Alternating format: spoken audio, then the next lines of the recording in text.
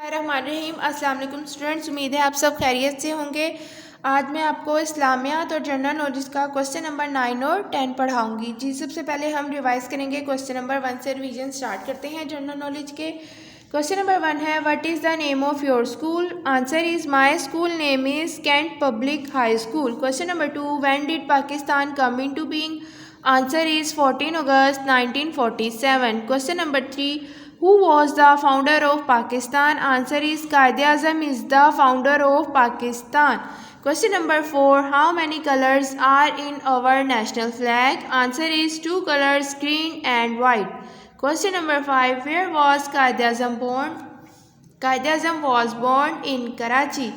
Question number 6, who gave us the idea of Pakistan? Answer is Allama Iqbal. Question number 7, which is our national dress? Answer is shalwar kameez. Question number 8, which fruit is known as the king of fruits?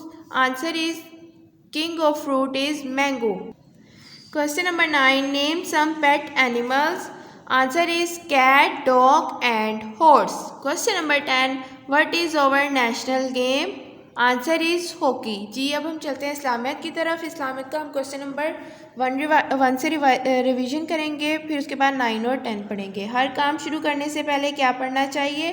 ہر کام شروع کرنے سے پہلے بسم اللہ پڑھنی چاہیے۔ سوال number 2 ہے، ہم کسے کہتے ہیں جس میں اللہ تعالیٰ کی تعریف کی جائے؟ سوال نمبر 3 ہے، ہم کس طرف منہ کر کے نماز پڑھتے ہیں؟ جواب ہے، ہم خانہ کعبہ کی طرف منہ کر کے نماز پڑھتے ہیں۔ سوال نمبر 4 ہے، قرآن مجید کا دل کس سورت کو کہتے ہیں؟ جواب ہے، سورت یاسین کو قرآن مجید کا دل کہتے ہیں۔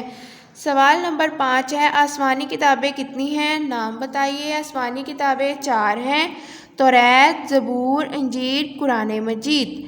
جی اگلا سوال ہے، الحمدللہ کا کیا مطلب ہے؟ تمام تعریفیں اللہ کے لیے ہیں۔